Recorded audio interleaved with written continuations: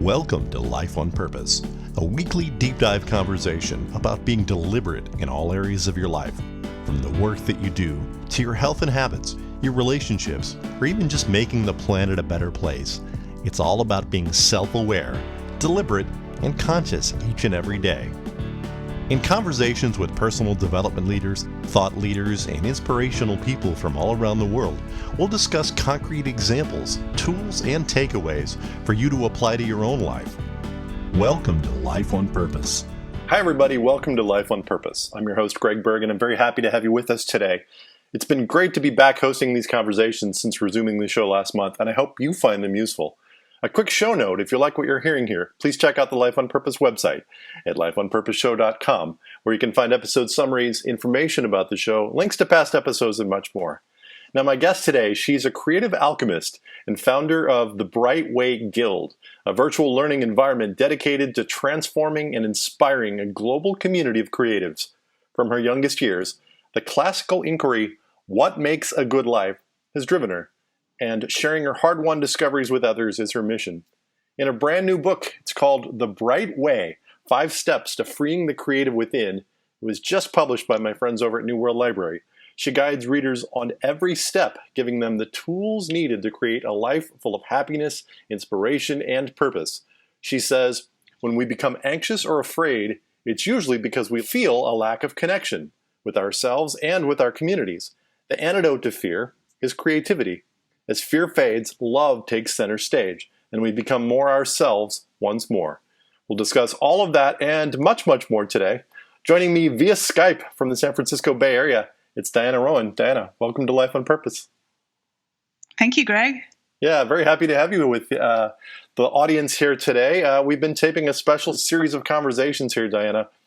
Since I restarted the show, I had been on hiatus for a long time, and it took the COVID-19 pandemic of 2020, which is when we're taping this, if you're listening later, to inspire me to return to something that I was away from for a long time. And it ties in a bit with your story of being away from something and then returning, and we'll talk all about that. And I'm calling this series of chats Seeing the Light in Uncertain Times. And every episode we've been starting off with the discussion just around how we're all coping with so much unknown and uncertainty in these times. And the reason I really wanted to have this conversation with you was because for me personally, being creative and doing creative things each and every day has really helped me tremendously navigate all of that and navigate all these times that we're going through. So it's a very personal connection as I learned about your work and checked out your amazing website and your awesome new book. And so let's just start off with, how are you doing? How are you holding up in these very strange times? Well, I'm doing great. I think as creatives, we're used to living with uncertainty, and we're also used to living with the present. And those two things are really happening right now. We don't know what tomorrow is going to bring, and so we are uniquely present at this moment. And for many of the creatives I know, they're actually coping incredibly well because they've actually gotten used to uncertainty. They're used to not knowing what's going to happen in the future. And so in a strange way, I think creatives are uniquely equipped to deal with this moment. They have a certain amount of resilience towards dealing with uncertainty, simply because they oftentimes don't have much certainty in the first place. So at the same time, I definitely sympathize a great deal with people who are suffering right now and who do feel the shock of the rug pulled out from under them. And I realize that is absolutely happening for them, and that is a true reality in their lives. So it's this mixed bag where I'm feeling quite hopeful, actually, about the future, because many of the changes that I'm seeing proposed are changes I've wanted for a long time, where there is more connection, there is more humanity. And then in the immediate vicinity, I do also see the suffering, and that is very sad.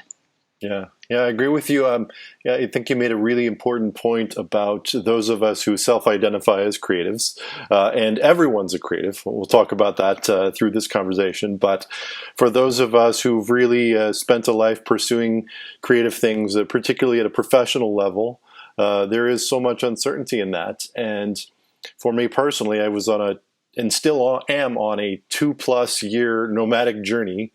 And it has taught me to live with what I say is radical levels of uncertainty. And it's helped me build my practices on every front. And so I've had this odd sense that the past few years were preparing me for this time that we're in now. And so then it's returning to my practices, like creative endeavors each day, that have really helped me stay grounded and stay centered, and be able to navigate these things. And so, Diana, do you feel like, as someone who writes about these things, as someone who teaches creativity, have you been able to sort of practice what you preach, practice what you teach during this, a time that none of us have ever been through anything like this? How's that been for you? Absolutely. Well, strangely enough, this all hit on the second week of my book release. So I had been working on the book almost full time for a year and a half. And on week 2 of the release, boom, it all happened. And so that was a quick about face for all the plans that we'd had for the book launch. There was a tour and, all sorts of things around that. All the messaging had been extremely sunny and very optimistic and encouraging. And so I stopped all that messaging. I stopped it so that I could emphasize sort of the more serious part of the Bright Way, which is the aspects of creativity as connection and resilience. So rather than leading with the more joyful aspects, which, of course, will come around again, I wanted to be sensitive to the moment and say, hey, creativity actually will give you resilience in this moment, because right now you need to find a sense of safety. That's the most important thing to do, and that safety can only be found really within yourself at this moment, and reconnecting to yourself. We cannot look to the outside for safety at this moment. Yeah, we'll listen to guidelines, of course, and follow those and understand that, we're all in this together. But if we're hoping to get a sense of that baseline of safety from the news or anything like that, it's not going to happen.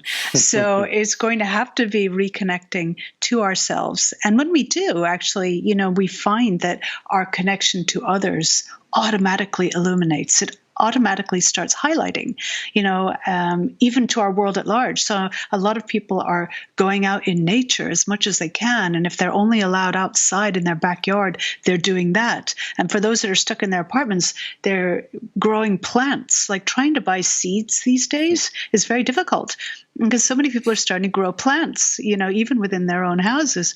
And so I'm seeing this grand reconnection happening. So for me, my plans about the book tour got thrown to the wayside in a certain way. Nonetheless, I can do incredible connections like what we're doing right now. So I'm very, very grateful for that. And weirdly enough, for the first time in my life, I have really gotten into interior decorating. So I have never been very domestic, and I grew up the child of a diplomat. We moved countries every 4 years. I mean, we never owned our own houses. We were always passing through. And I've almost taken on that attitude my entire adult life as well. So now that I'm actually in my house, our entire house is being revamped. And as I'm learning about interior design, it's all the same language as music. They talk about the rhythm, the harmony, the color, the texture, the form, the big 5. These are exactly what we talk about in music. And in writing, we can also find these same principles. So yeah, I found that I've absolutely been able to, practice what I preach. And it came out in the most unexpected way for me. Was entirely redoing my house. So the paint splotches all over every single wall right now. We'll keep the shot, sort of narrow here on the video then. I won't show the paint splotches. Yes. Yeah. Yeah. Well, you said another really important thing there. You mentioned this, when we're striving for safety, that can't come from an outside force, that it comes from going inside and listening to the true inner voice, the true inner self.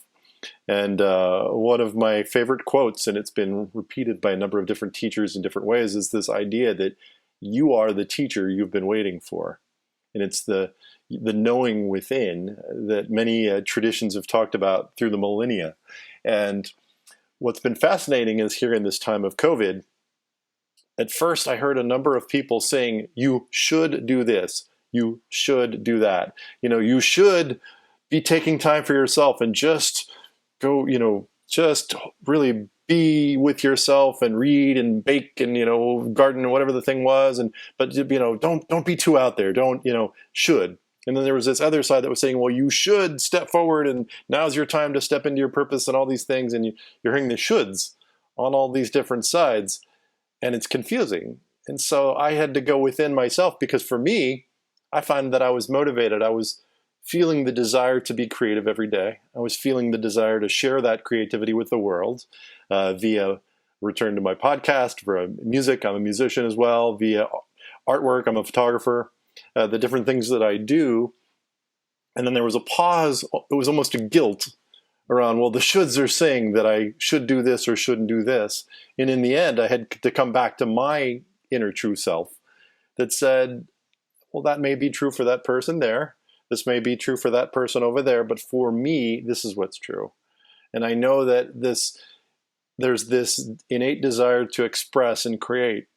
And if I don't let that out, if I don't honor that right now, it's going to be unhealthy. It's not going to serve me, and it's not going to serve the people that might find this helpful, inspirational, in some way affirming to them.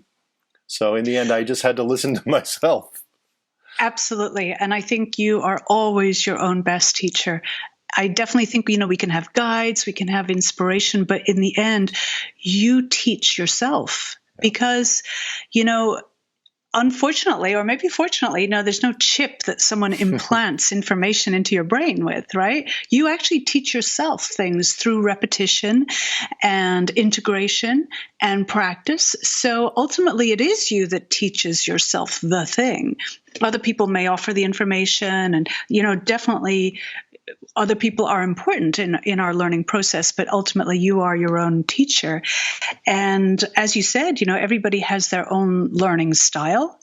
And so understanding what your learning style is a big part of the book, The Bright Way, because I think I really want everybody to feel empowered to own their learning style. Your learning style is a powerful thing, and it is unique only to you. Even though there are so many different learning systems, and we could detail thousands of them, still no one system will ever fit you perfectly. And yet you do have a perfect learning system, and that is your own one. So coming to identify that is totally crucial. And when you do know your learning style, then you are so close to your artistic voice. I believe everybody has an artistic voice, and that is what you choose to express. So with the learning style, that's you taking things in, integrating them, and making them your own. Then how you put that back out is your artistic voice, and that will be utterly unique just because it comes from you. Yeah. Yeah, it's your, my friend Eric would call it your customized path. We each have this custom designed path for us. I love that. So let's start at the beginning, the building blocks of the concepts that we're talking here about with the word creativity. And as I learned about your work and started to read your book, and for you, creativity is really a way of life. So let's just start with the word itself. You've got a nice little intro video. You have a beautiful website, by the way. Really, really impressive. There's just something about it that really resonates for me. It's just very well done. It's gorgeous, like beautiful imagery. It's just very well put together, and just I'm a big fan of your website. It's like go to DianaRowan.com, check out her site. But on there, you've got a couple introductory videos about the book. And you say creativity is not just about creating art, though that is a wonderful form of creativity. You said that you believe creativity is whenever you directly engage with whatever you're doing and your energy goes into them in that activity. So it could be cooking, it could be raising children, gardening, could be doing art, it could be doing any of the things we've talked about. And this is crucial. You say it makes you feel connected. It makes you feel fulfilled, and that's why we have to create. Absolutely. I think up until this moment, many people had felt that they were almost spectators in their lives, or they were going through the motions. There was a scripted situation that they were following. And Now, of course, we are absolutely in the present. And I think people are finding themselves automatically being a lot more creative and a lot more engaged. And I'm finding people telling me almost guiltily, I don't want to go back to how it was before. I actually feel much more hopeful about the future, even though I don't know what's going to be happening in it. They feel much more connected again, and life takes on meaning when we feel connected. So I think for me, the idea of creativity being direct engagement with your life is so exciting because everybody can do that. Everybody can get directly engaged with their life, no matter what their circumstances. It could be running your business. You can be very creative in running your business if you're directly engaged. I remember reading this very interesting study where they were interviewing hospital janitors, and they were looking at job fulfillment. And those janitors who felt that they were making a difference with their service, they felt like they were helping the patients get better quicker because the environment was beautiful. They were helping the staff do their job better because the environment was beautiful and clean. They felt great fulfillment in their job. Those that felt that their job was meaningless had no satisfaction in life.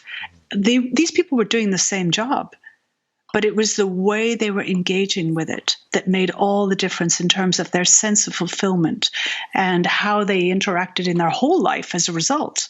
Because our jobs are a big part of our lives oftentimes. So yeah, I love you saying that. One of my favorite guests here have done 250 episodes over years now, decade almost.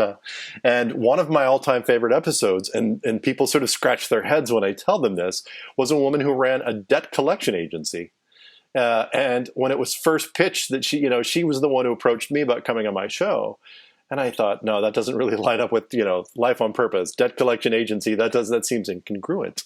But as I learned about this woman's story and I learned about what the work that she was doing, it fits exactly with what you're saying.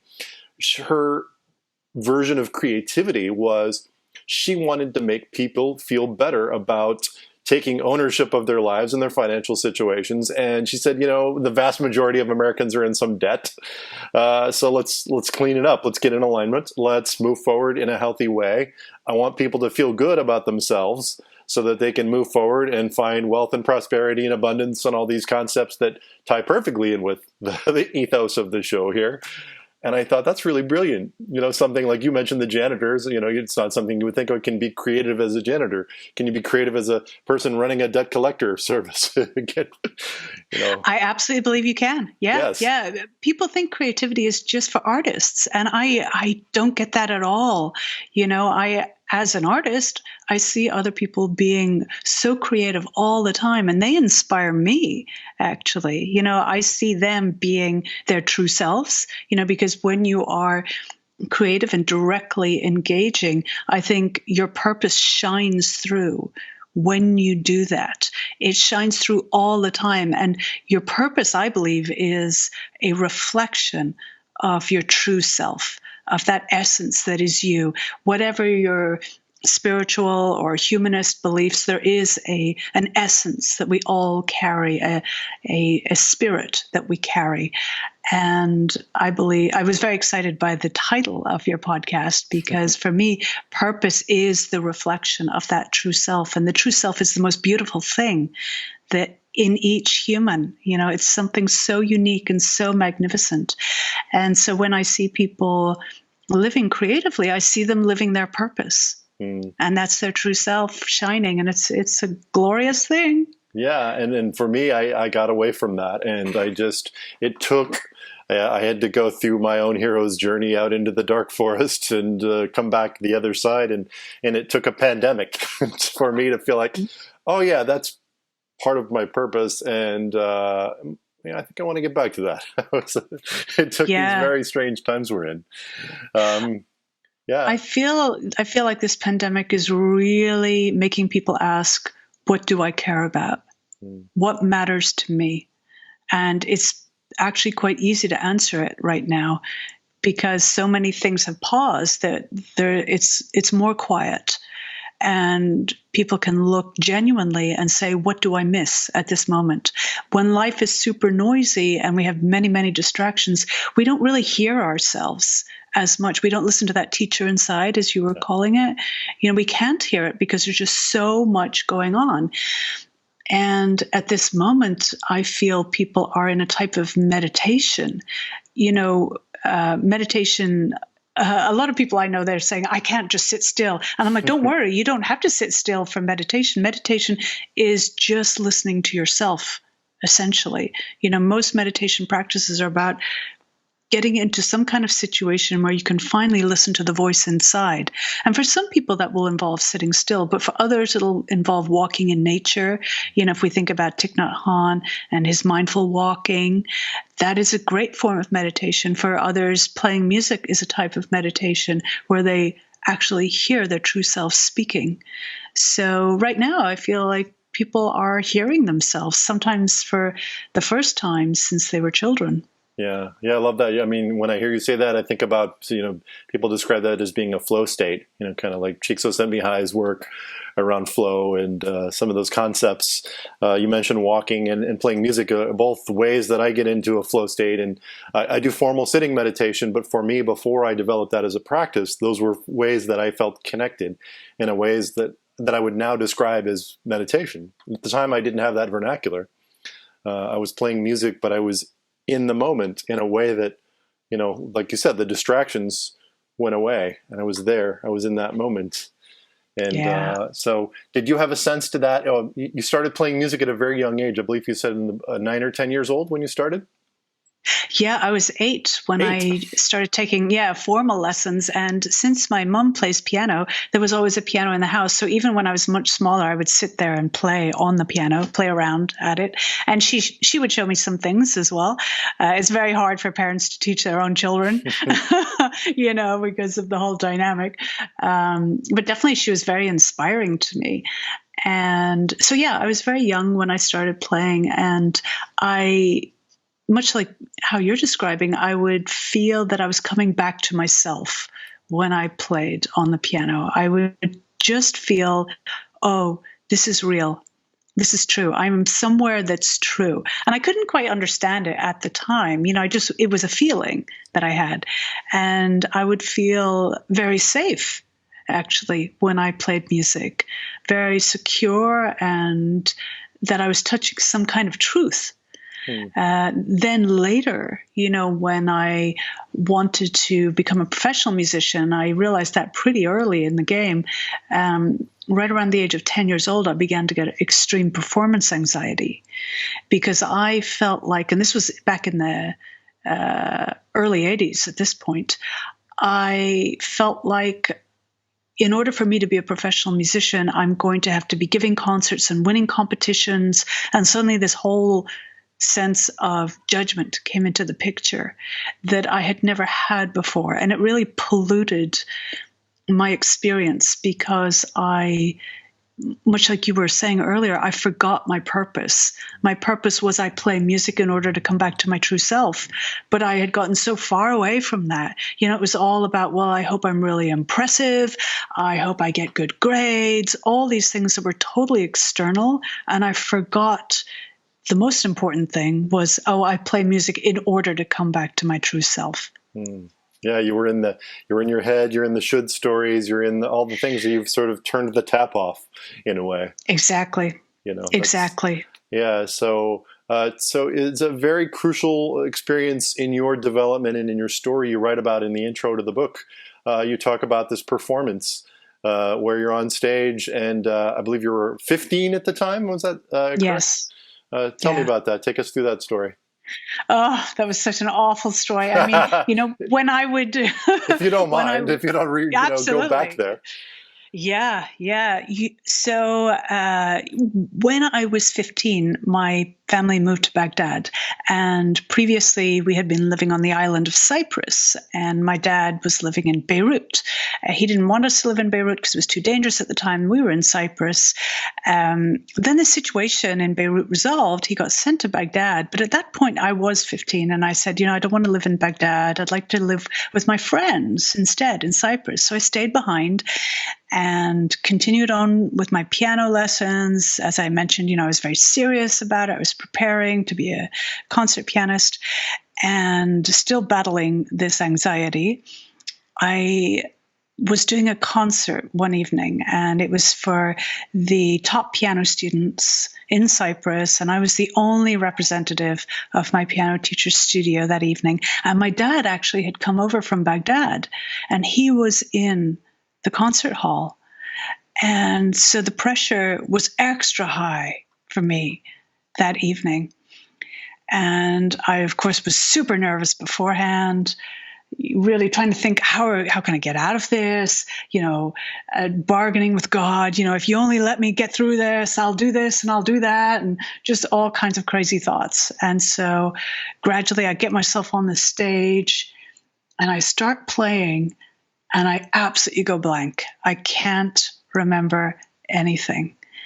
And I knew this song, I thought, and I could barely even remember in my head what it sounded like. So I was trying to force my fingers to just play it. I was like, go, just play, and start again. And I was sweating all over the keys, and I could hear laughter starting to erupt from the audience, from some people, from others. It was just this kind of stunned silence.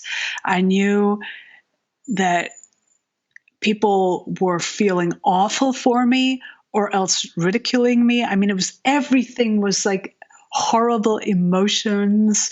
Nothing was positive about this situation. I was so embarrassed for my teacher. I felt ashamed that I was letting her down. And then for my dad, I was like, oh my God, and so I kept trying, but I couldn't remember it. I could not remember it.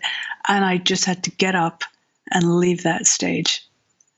And this is the nightmare scenario that many people fear as musicians. They're like, that would be my worst nightmare. And it absolutely happened to me. And that wasn't the only time it happened, to tell you the truth. Right. That was just one of them. So, I wanted to start with that story because, when people read someone's book or they see how they are now, they think that they're always this confident and that they were somehow chosen to be that way. And I used to look at people who'd written books, and who make videos, and they seem very comfortable. And I just thought, oh, they have that special gift. But I was absolutely not like that. I was not born. Well, I was actually born with confidence. I think we're all born with confidence, but we forget it. We lose track of our purpose.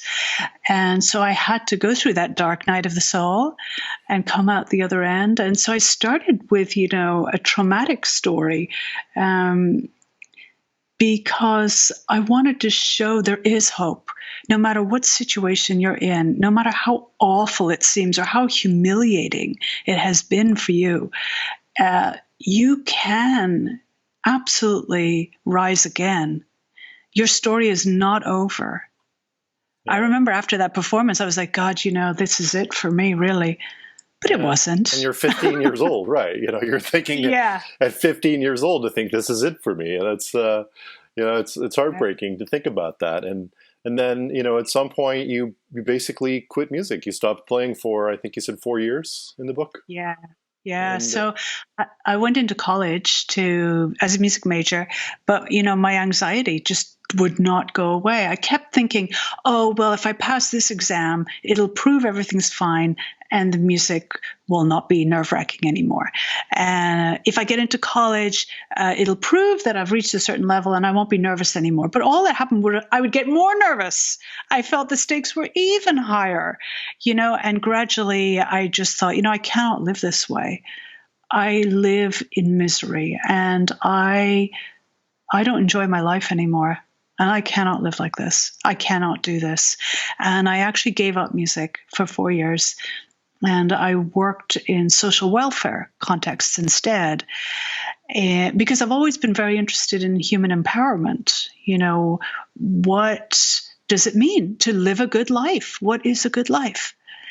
And I'm very grateful, actually. I feel like there was a divine order that I ended up working in those situations. I feel like it gave me a perspective that was much broader than if I'd only stayed in music the whole time. And it also made me realize how similar everything is. So just as, I said, with creativity, it's all about directly engaging with your life, and interior design carries all the same principles as music.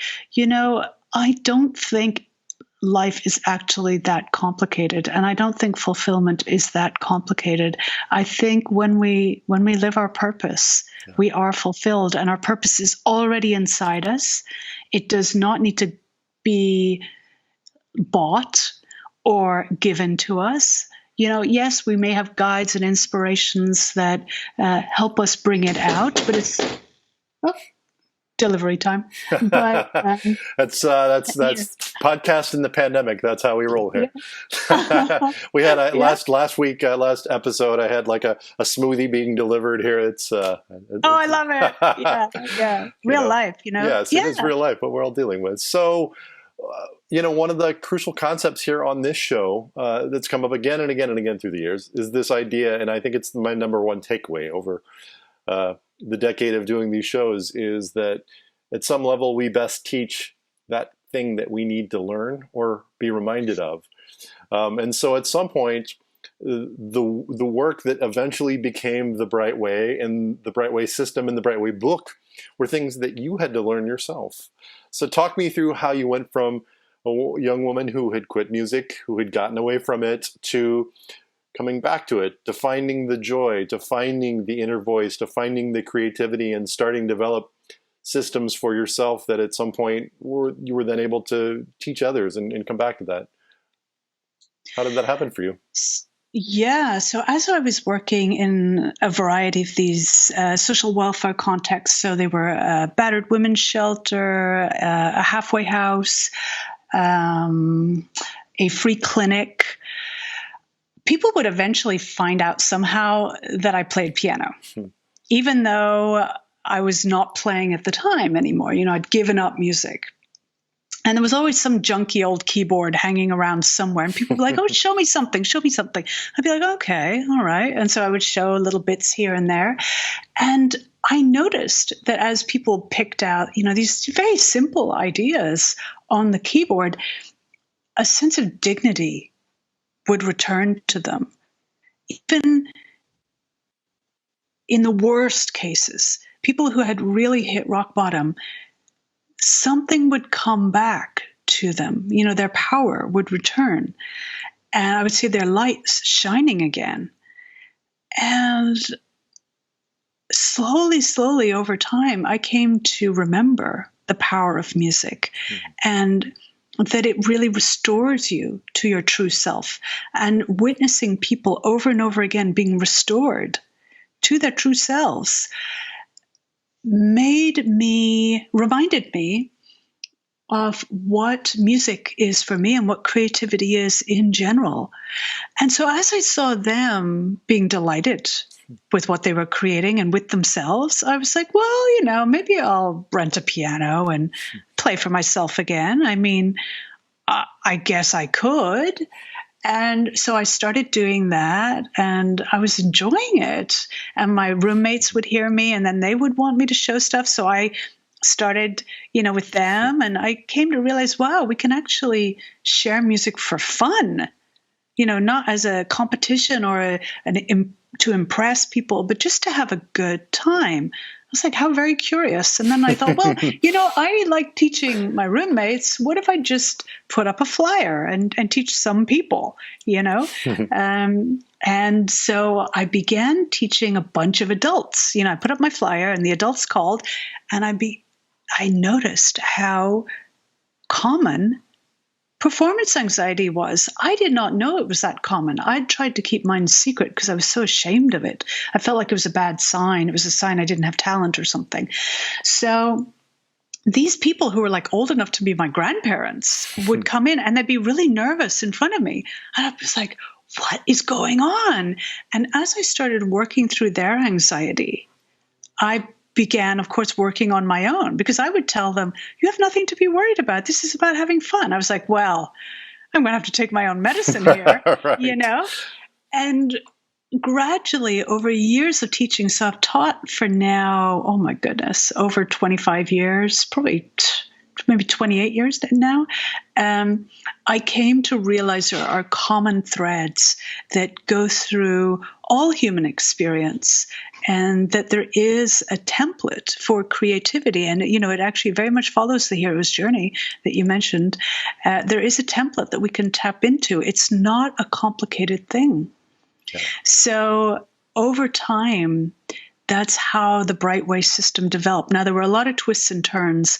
I eventually went back and got a master's degree in classical piano because I realized, you know what, I need to meet this thing head on. And as I worked through that master's degree, I went to therapy, I took beta blockers, I did yoga, Feldenkrais, many, many spiritual practices, including going to the Zen Center in Berkeley and, excellent, you know, looking at the wall and all of that. I tried many, many things. Anything you can imagine, I tried it.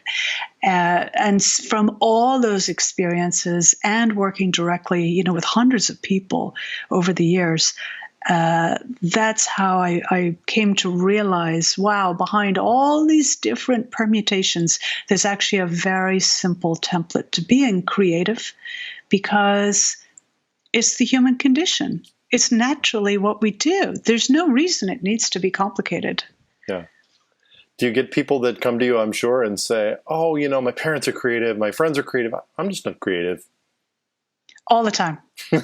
All the time. Yeah, I've got a family member who says that all the time, and I try to point out to them, I'm like, no, but you're creative in this way and that way, but they're in the should story of it has to look a certain way. Yes.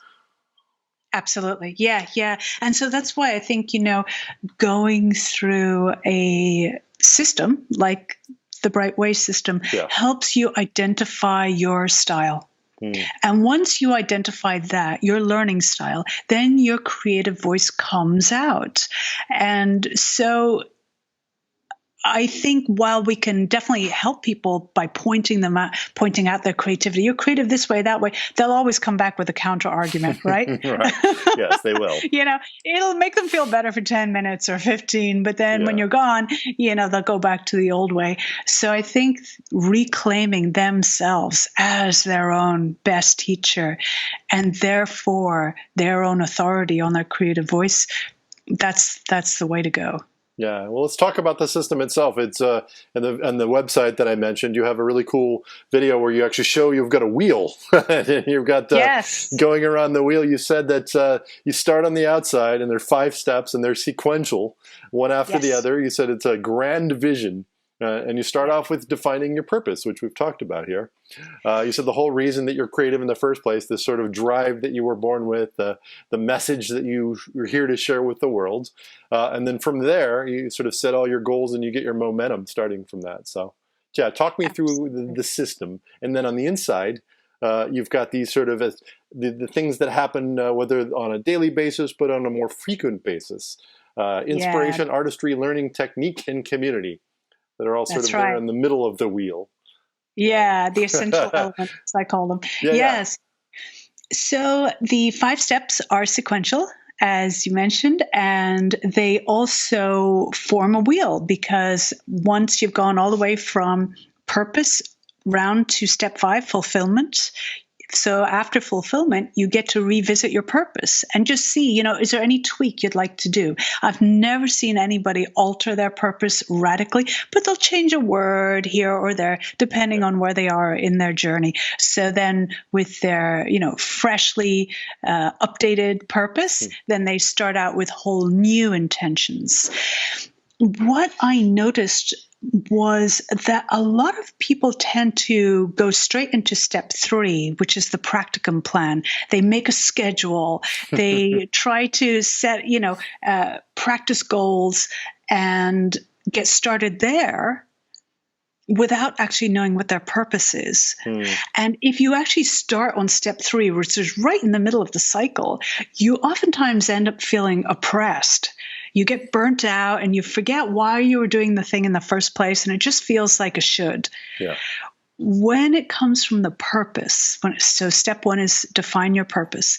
When you come from your purpose, you're always remembering, I'm doing this because of my purpose. You feel great ownership and you feel great momentum. You feel excited. You never get bored of your purpose. You never get burned out on your purpose.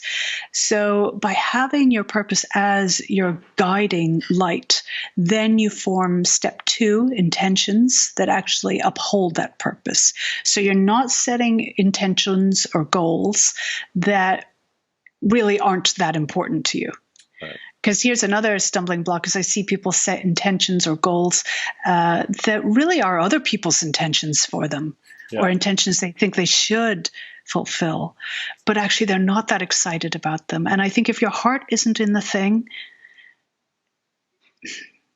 you're already setting yourself up for great frustration and burnout. The heart has to be there. And I know there's going to be work, of course. There's going to be the skill aspect, but that must be fueled by the heart. If the heart isn't already fueling the goal or intention, the work is going to seem like drudgery. Yeah. Well, both of you and I in our lives had situations where that wasn't the case. We had to step away. Absolutely. And I've done that in I've done that a number of times in my life. I worked in radio years ago, and it feels like multiple lifetimes ago, back in the 90s. And my analogy was I put it in a drawer. I put that skill set in a drawer, and I got away from it. And it was always in there, but it took me 15 years to come back to it. And so there's these sort of ebbs and flows through the course of your life when something comes in and you realize, and it took examining purpose for me to decide, okay, well, I have this skill set and I can align it with intention, and I can do sort of the things I didn't know about your system then, but right. I mean, even though it's sort of, my system in the way that I've put it together, the fact is these are universal principles. Yeah. We've known these things since some of the earliest times. The ancient Greek philosophers, who I quote a lot in the book, they were absolutely talking about this. We've known this for a long time, that purpose is the great driver of self and humanity. It's so empowering, in fact, that I can't help but think there's a reason why many people have been sort of divorced from their purpose, because it does make them more amenable to systems that have existed until very recently. Yeah. Right now the systems are starting to shake and crumble. And, people are feeling, I think they're going to be feeling much more empowered very, very soon. I think when people know their purpose, they are less likely to accept situations where they're not being fulfilled or they're not living their true selves. Yeah, I think that what you were discussing there, for me, I hear people saying this term, the new normal, when we come out of this, what's going to happen? And for me, I have this profound sense that, well, we get to co-create the new normal, rather than we were in systems that we agreed to. We were in the systems that were already there. We agreed to participate in these systems, but many of those systems no longer serve us in a way that's healthy for us. And so now, for us, we have to co-create new systems. We have to really co-create this new normal. And so while being scary, it's also exciting because we get to be part of the creation process. Yeah, and our direct engagement with it is creativity right there. Yes. I mean, I think people are feeling actually quite creative and quite engaged at this moment. And I think it's a massive invitation from the universe to create something that is much more in line with our true natures and nature in general, which we're part of. Yeah. Nature is a great inspiration to me for creativity, because nature is creativity in action. We can witness her, and so that's why the system works in a cycle. It's not a straight line, it's a circle, because nature works in seasons and cycles. Nature is not just a straight line going forward. So Yeah. Yeah. I like that you rolled nature into all that. I was checking, looking at your website. There's a great photo of you like in the forest with the trees there. And, if people find you on Instagram, for instance, you post photos of, the forest or Instagram nature things. And so, you were talking about how we are all this unique amalgam of different interests and different things that make us who we are, different forms of creativity. And so it's been fun to see that. Thank you. Yeah, yeah. And, nature is something we can all get behind. I mean, we all, no matter, again, what our beliefs are or backgrounds are, we all know nature to some degree. We all are from nature, because I'm always looking for things that are timeless and universal, so that's why, I'll tend to go back to ancient philosophies and look at cross-cultural ways of being with creativity and the meaning of life type stuff, So nature, again, is something we can all agree exists, no matter what political leaning we have or background we have. We can say, yeah, it's there. And so I love to think, where can we all meet and agree on something? Yeah. And then move forward from there. Yeah, and for me, as you said, regardless of your belief system, whether you feel like it's driven by an active creator or it's happening in a way that's more mathematical, nature to me is the ultimate creativity. When I go to nature and I'm a photographer primarily, that's my primary work, and I see patterns in nature, and I'm seeing these things that are just so amazingly creative. They're more creative than things I would see in the man-made world, and so when I need to turn my creativity back on, when I need to return to my inner self, so many times being in nature is what allows me to do that, because I'm sensing the creativity that's around me. So getting outside, being in a woods or a forest, being at the ocean, being in places where I'm able to see the creativity, that's been there for millennia, that's been there for, billions of years on our planet. It's tremendous. And so it's so tremendous. It is. Yeah. Yeah. And it's so sophisticated. Yes. When I look at nature, I'm like, my goodness, we haven't even scratched the surface about how this all works. No, we this have is not. phenomenal, and I think about, well, back when we were cavemen, nature was just as sophisticated then as it is now. How interesting is that? Our civilization has changed a great deal, but that degree of sophistication existed back then. Yeah. That is, a beautiful continuity. So, yeah, I love that you're saying, nature is something we can always go to. And even if we, can't reach the ocean easily, even just cultivating a little plant, so the last activity in the book is to just have a little plant and start growing that plant. And, it's an invitation for sort of nature meditation. So I just love what you're saying. Yeah. Awesome. Well, let's come full circle here, because we're going to run out of time here soon. Fulfillment is step 5. And interestingly enough, you say your ongoing creative story, joy and resilience in sacred reciprocity. And joy and resilience, it seems to be, as we move through this pandemic and we come out the other side, finding joy and being resilient, stepping into our resilience seems so appropriate in these times. Talk to me about how you do that. So fulfillment is where you literally sit down and you detail the things that you have done that you feel proud of. And they could be things that nobody else would think are remarkable, but they are meaningful to you. Or they could be totally remarkable to everybody. It doesn't matter. The thing is that it's remarkable to you and meaningful to you. And you fill up with that sense of satisfaction and fulfillment. It is really, really important to do this actively, because in our society, what we tend to do is when we achieve something, we instantly move on to the next problem.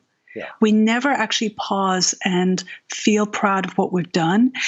And as a result, we do not fill up with joy. So I think of it as filling up this well of joy inside us. And when we fill up that well of joy, it gives us inspiration for the future. It gives us motivation for the future, and it gives us a bucket load of resilience. For when things don't go well, you've already filled up with that joy. And so you have a lot to bounce back from.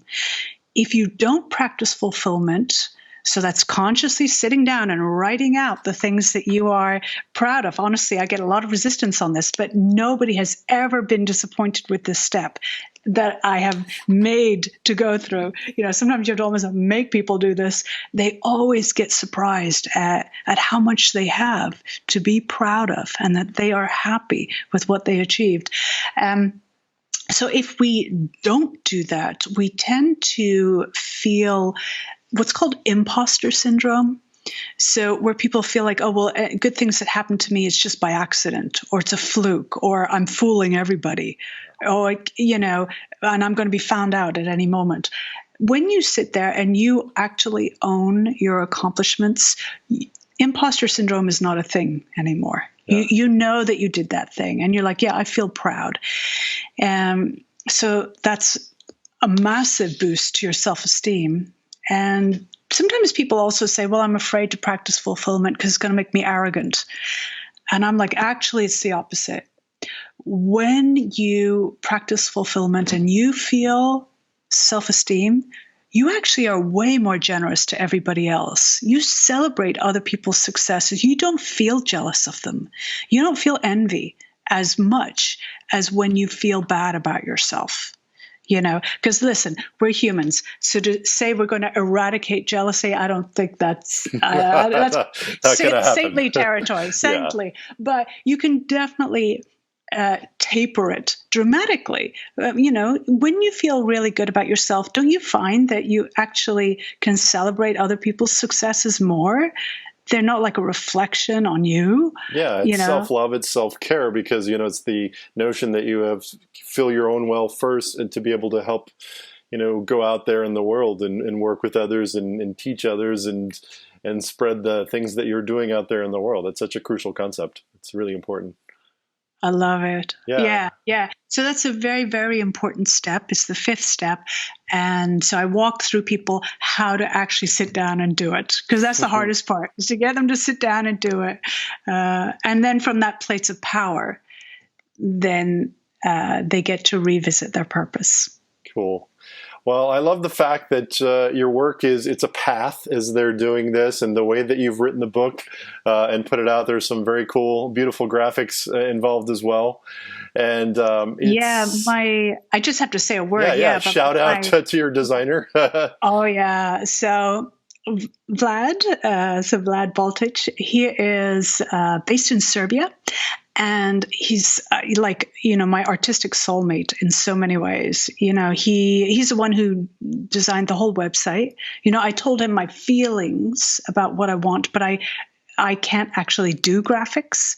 It's not something that I've spent enough time to have any skill at, but I definitely had a sense of what I wanted to communicate. And then he actually brought it to life. And then he also did all the graphics within the book, and I'd wanted to have them be kind of a cross between like ancient Greek theorems, very simple, and then also sort of a magical symbol, like these alchemical type symbols. So he did these beautiful designs in that as well, in the book as well as the website. So yeah, I'm just so lucky to have him. Yeah, it is truly beautiful, and there's a resonance. It's always about resonance at some level, and clearly he was able to translate your ideas into a visual platform, multiple platforms that resonate in a way. So when you discover someone's work and it resonates with you, and you say, okay, wow, like I obviously want to learn more. I want to do a deeper dive into their work, but at some immediate level, there's a resonance there. And that's tremendous when people are able to do that. That's really tremendous. Yeah, I wanted to appeal to as many senses as possible. So I wanted to get the visual sense, and, I actually have people sort of trace the diagrams with their fingers as a type of meditation, and also like touch, to bring touch into I couldn't quite figure a way to bring smell, but, Smell-o-vision, yeah, some sort of... scratch and sniff. Yeah, those little books we had when we were kids, right. Yeah, absolutely. Yeah. Well, Diana, if you had one thing you wanted to leave people with about the book, one takeaway that they Yeah. could take home with them about creativity, about the bright way, what would it be? It would be that everyone is creative. You are naturally creative, and you can be creative at any time and any place because creativity is directly engaging with whatever you're doing. And when you do that, you feel fulfilled. Excellent. Final question. I ask this of every one of my guests through the years. We